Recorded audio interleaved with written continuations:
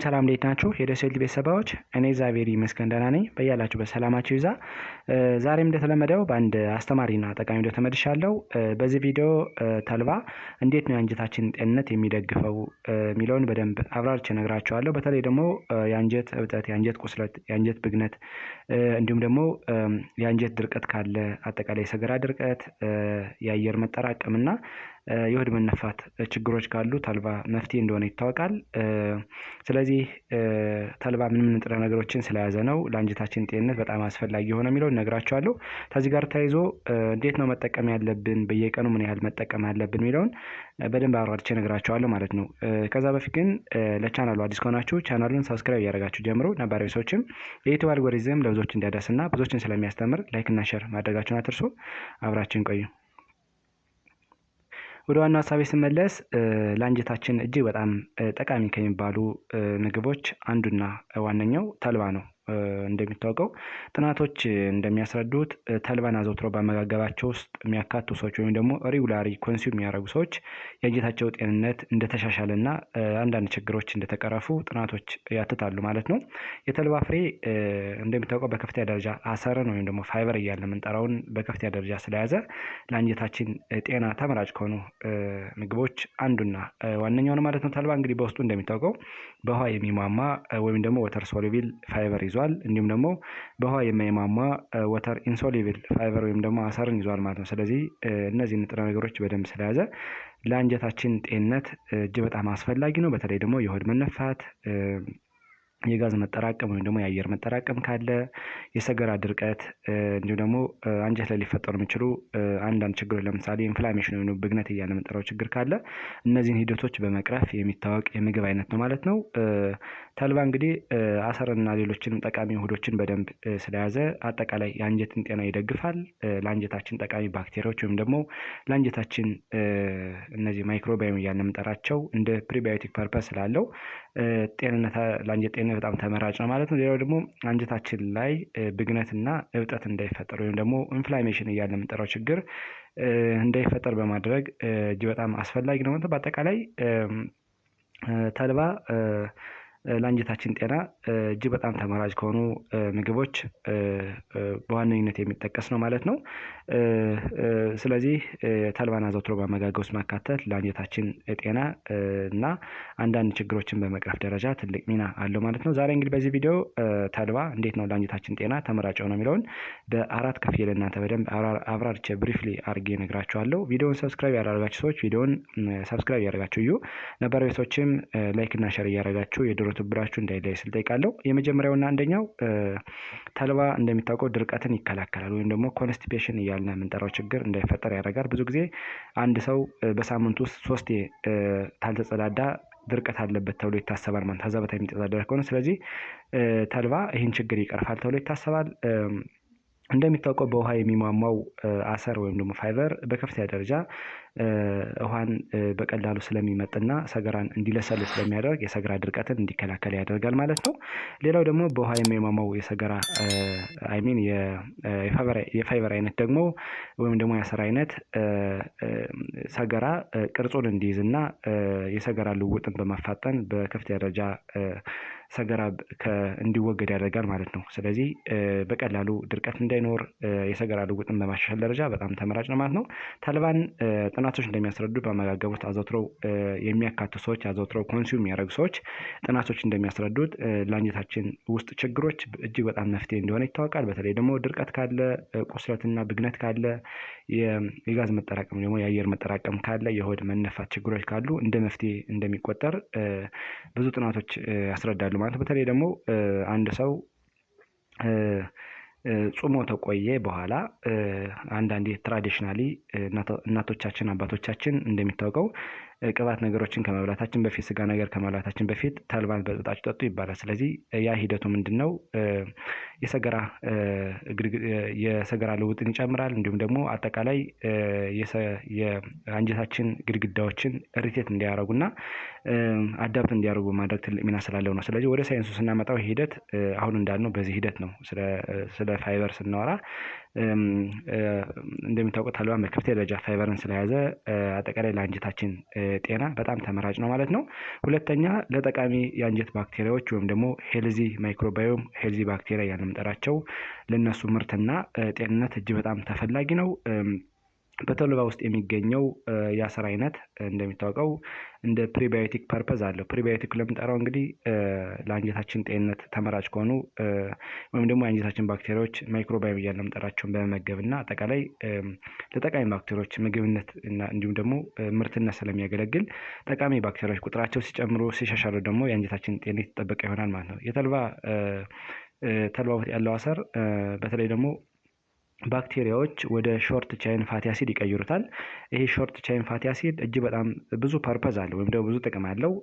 በተለይ ደግሞ ገት ላይ ወይም ደግሞ አንጀት ላይ እንደ ባሬር ሆኖ ያገለግላል። ያ ማለት አላስፈላጊ የሆኑ ንጥረ ነገሮች አላስፈላጊ የሆኑ ደበሬ ስለምንጠራቸው እነዚህ ጽዳጆች ወደ ደም ስር እንዳይመጠጡ ያደርጋል። ሌላው ደግሞ የበሽታ የመከላከል ስርዓታችን ይደግፋል ወይም ደግሞ ኢሚዩኒቲያችን ቦስት ያደርጋል። አንጀት ላይ አንዳንድ ችግሮች እንዳይከሰቱ በማድረግ የአንጀታችን ጤንነት የተጠበቀ እንዲሆን ያደርጋል። ከዚህ በተጨማሪ አንቲ ኢንፍላማቶሪ ኢፌክት ወይም ደግሞ ጸረ ብግነት ባህሪም አላቸው ማለት ነው እነዚህ ሾርት ቻይን ፋቲ አሲድ። ስለዚህ እነዚህ ንጥረ ነገሮች ስለያዘ እጅግ በጣም ለጠቃሚ ባክቴሪያዎች ምግብነት ስለሚያገለግል አጠቃላይ ለአንጀታችን ጤና በጣም ተመራጭ ነው ማለት ነው። ጥናቶች እንደሚያስረዱት እንግዲህ ሬጉላርሊ ወይም ደግሞ አዘውትሮ በአመጋገብ ውስጥ ፍሌክሲሲድን ወይም ደግሞ ተልባን ማካተት ለገት ፋንክሽን ወይም ደግሞ ለገት ማይክሮባዮም አጠቃላይ ለአንጀታችን ጤነኛ ባክቴሪያዎች እንደ ምግብነት ስለሚያገለግል አንጀታችን ጤንነቱ የተጠበቀ እንዲሆን ያደርጋል ማለት ነው። ሶስተኛ አንጀታችን እንደ ፕሮቴክቲቭ ባሪየር ሆኖ ያገለግላል ወይም ደግሞ እንደ ሱዝ ሆኖ ያገለግላል ማለት ነው። ማለት ተልባን ከተመገብን በኋላ ዝልግልግ መሳይ አፒራንስ አለ ወይም ደግሞ ይሄ ሙስለጂ ያለ የምንጠራው ዝልግልግ መሳይ ንጥረ ነገር የአንጀት ግድግዳዎችን በተለይ በማጠብና የአንጀት ግድግዳዎችን ሱዝ በማድረግ የተሻለ የአንጀት ጤንነት እንዲኖር ያደርጋል። በተለይ ይህ ሙስለጂ ያለ የምንጠራው እንደ ፕሮቴክቲቭ ባሪየር ሆኖ ያገለግላል። ያ ማለት የአንጀታችን ግድግዳ ላይ ኢሪቴሽን እንዳይፈጠር፣ ቁስለት፣ ብግነት እንዳይፈጠር ያደርጋል። እንዲሁም ደግሞ አላስፈላጊ የሆኑ ከሰገራ የተራረፉ ነገሮች አጠቃላይ ትላትሎች እና አንዳንድ ነገሮች በቀላሉ ዝልግልግ መሳዩ ስላለ ከአንጀታችን እንዲወገዱ ያደርጋል። እንዲሁም ደግሞ ለብዙ ጊዜ የቆዩ አንጀት ላይ የተጠራቀሙ ነገሮች ዲታች እንዲያረጉና ወርሞችን ቢሆን ትላትሎች ከሰውነታችን በቀላሉ እንዲወገዱ በማድረግ የተሻለ እንደ ፕሮቴክቲቭ ባሪየር ሆኖ እንደሆነ እንደ ሱዝ ሆኖ ያገለግላል ማለት ነው። አራተኛና የመጨረሻው አንቲ ኢንፍላማቶሪ ፕሮፐርቲ አለው ወይም ደግሞ ጸረ ብግነት ባህሪ አለው እንደሚታወቀው ተልባ። ስለዚህ ብግነት አንጀታችን ውስጥ እንዳይፈጠር፣ እብጠት፣ የአንጀታችን ቁጣ እንዳይኖር፣ ቁስለት እንዳይኖር ይከላከላል ማለት ነው። እንደሚታወቀው ተልባ በውስጡ ሊግናንስ ብለን የምንጠራው ንጥረ ነገር ኦሜጋ 3 ፋቲ አሲድ ወይም ደግሞ አልፋ ሊኖሌኒክ አሲድ የመሳሰሉ ጠቃሚ የሆኑ ንጥረ ነገሮች ይዟል። እነዚህ በአጠቃላይ አንቲ ኢንፍላማቶሪ ፕሮፐርቲ ወይም ደግሞ ጸረ ብግነት ባህሪ ያላቸው፣ ስለዚህ አጠቃላይ አንጀት ግድግዳ ላይ እብጠት፣ ቁስለት፣ ብግነት እንዳይፈጠር ወይም ደግሞ ኢንፍላሜሽን እያለ የምንጠራው ችግር እንዳይኖር ይከላከላሉ ማለት ነው። በዛ ሂደት ብዙ ጊዜ ጋስትሮ ኢንቴስታይናል ዲስኦርደር ወይም ደግሞ ዲስኮምፎርት ላላቸው ለምሳሌ ኢሪቴብል ባውል ሲንድረም፣ ሌሎችም ኢንፍላማቶሪ ባውል ዲዚዝ ስለምንጠራቸው እነዚህ ችግር ያለባቸው ብዙ ጊዜ ተልባን በአመጋገባቸው ውስጥ በመጠኑና በልኩ ቢያካቱ ይህን ችግር እንደሚቀርፍ ጥናቶች ያስረዳሉ ማለት ነው። ስለዚህ በጣም እጅግ ቨርሳታይል የሆነ ጥቅም ያለው የምግብ አይነት ነው ማለት ነው ለአንጀታችን ጤና። ከዚህ በተጨማሪ ደግሞ በየቀኑ ምን ያክል መመገብ አለብን፣ እንዴት መመገብ አለብን የሚለውን ስናይ እንደሚታወቀው ጥናቶች እንደሚያስረዱት ከ1 እስከ 2 የሾርባ ማንኪያ ወይም ደግሞ ከ7 እስከ 14 ግራም አካባቢ በየቀኑ እንድንጠቀም ሪኮመንድድ ይደረጋል ወይም ደግሞ በየቀኑ ይሄን ያህል እንድንጠቀም ይፈልጋል ማለት ነው። እንዴት መጠቀም አለብን የሚለውን ስናይ ደግሞ ተልባ እንግዲህ በጥሬው መጠቀም የለብንም። ምክንያቱም ተልባ በተፈጥሮ አንጀታችን ለመፍጨት ስለሚቸገር በቀላሉ ጥቅም ሳይሰጥ በሰገራ መልክ ሊወገድ ስለሚችል ብዙ ጊዜ ከተፈጨ በኋላ ወይም ደግሞ በፓውደር መልክ ብንጠቀመው ብዙ ጥቅም እናገኝበታለን። እንደሚታወቀው እንግዲህ በተለያዩ ነገሮች መጠቀም እንችላለን። ብዙ ጊዜ ተልባን ከውሃ ጋር በመጨመር ሌሎችን ንጥረ ነገሮች አብሮ በመጨመር መጠቀም ይቻላል።